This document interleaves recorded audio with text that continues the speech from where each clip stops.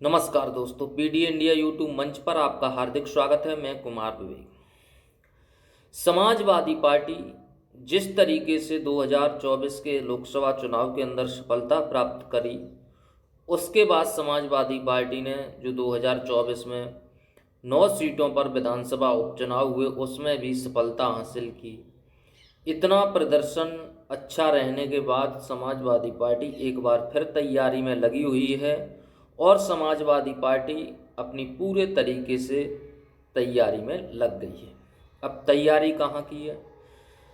उत्तर प्रदेश के अंदर एक बार फिर पीडीए बीएस एनडीए होने जा रहा है, यानी चुनाव होने जा रहा है। अभी लोकसभा का चुनाव हुआ 2024 के अंदर, उसके बाद 2024 में ही विधानसभा के 9 सीटों पर, जो खाली हुई 9 सीटों, उन पर उपचुनाव हुआ, जिसमें भी समाजवादी पार्टी को लोकसभा में तो अच्छी सफलता मिली, लेकिन उसके बाद विधानसभा में भी सफलता ही मानिए। अगर 7 में से 2 भी सीटें जीतना तो ये मान लीजिए कि हाथी के मुंह से गन्ना खींचना, क्योंकि जो उपचुनाव होता है वो ज़्यादातर उपचुनाव जो सत्ता में पार्टी होती है उसी की सीटें जीतती है। ये आप भी जानते हैं, ये सब जानते हैं। क्यों कि जहाँ जहाँ उपचुनाव हुए हैं, जैसे बंगाल में हुआ तो सारी की सारी सीटें बंगाल की ममता बनर्जी की पार्टी जीत गई, और कर्नाटक में हुआ तो वहाँ की सब सीटें कर्नाटक में कांग्रेस जीत गई। जहाँ जहाँ चुनाव हुआ वहाँ हर पार्टी जहाँ उसकी सत्ता है वो ही सारी सीटें जीत गई। लेकिन उत्तर प्रदेश के अंदर जो है उपचुनाव 10 सीटों पर होना था, लेकिन अयोध्या की जो मिल्कीपुर सीट है उस सीट पर उपचुनाव नहीं हो पाया था।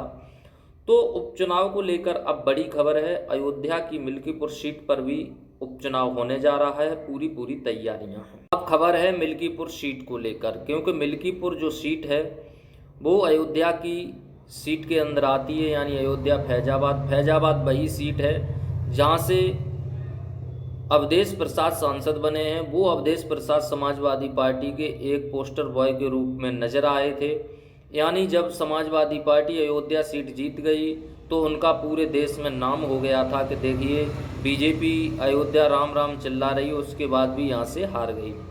तो जो अवधेश प्रसाद हैं वो उसी अयोध्या की मिल्कीपुर सीट से ही विधायक थे, जिसके बाद जब वो सांसद बन गए तो वो सीट खाली हो गई।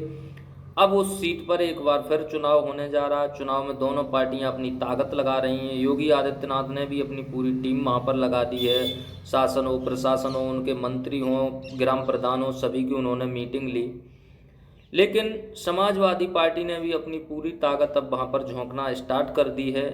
वहाँ पर अखिलेश यादव ने अपने नेताओं के साथ मीटिंग की, पवन पांडे हों और भी जो उनके वहाँ पर तमाम नेता हैं उनके साथ मीटिंग की है। शिवपाल सिंह यादव भी अभी कुछ दिन पहले उन्होंने वहाँ पर दौरा किया और नेताओं और कार्यकर्ताओं से मिले हैं और जीत का फॉर्मूला तैयार कर रहे हैं। यानी समाजवादी पार्टी के जो नेता और कार्यकर्ता हैं वो भी अपनी लगातार ज़मीनी स्तर पर तैयारी कर रहे हैं, क्योंकि जो चुनाव है वो दिल्ली विधानसभा के साथ ही होना है। दिल्ली के अंदर भी चुनाव होना है विधानसभा का। चुनाव आयोग उसी के साथ जो है मिल्कीपुर सीट का भी ऐलान करेगा, यानी जो मिल्कीपुर का सीट पर चुनाव होगा वो दिल्ली चुनाव के साथ ही साथ इसी मिल्कीपुर सीट पर भी चुनाव की घोषणा चुनाव आयोग कर देगा। तो इसी मिल्कीपुर पर अब धुआंधार राजनीति होने लगी है और पूरी तैयारियों में एनडीए बीएस जो है पीडीए चल दिया है इस अयोध्या की मिल्कीपुर सीट।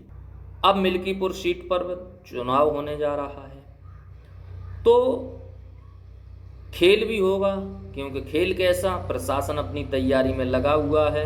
लेकिन इस सीट पर बताया जा रहा है कि 2-3 बार से लगातार जो सांसद हैं अभी अयोध्या के वो ही जीत रहे हैं इस सीट पर, और समाजवादी पार्टी से वो जीत रहे हैं।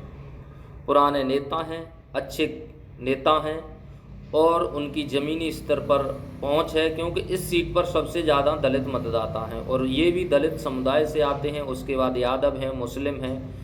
तो ये समाजवादी पार्टी के लिए सीट अच्छी मानी जाती है और इसीलिए यहाँ पर जो है चुनाव रोक दिया गया है। लेकिन अब खबर आ गई है कि दिल्ली चुनावों के साथ जो है मिल्कीपुर का चुनाव होगा और मिल्कीपुर चुनाव की घोषणा जो है दिल्ली चुनावों के साथ की जाएगी और दोनों पार्टियां अपनी अपनी तैयारी में लगी हुई हैं। आपको क्या लगता है मिल्कीपुर सीट पर कौन जीतेगा? कमेंट में हमें ज़रूर बताएं। चैनल पर नए हैं तो चैनल को सब्सक्राइब कर लें। वीडियो अच्छी लगी तो वीडियो को एक लाइक ज़रूर करें। धन्यवाद।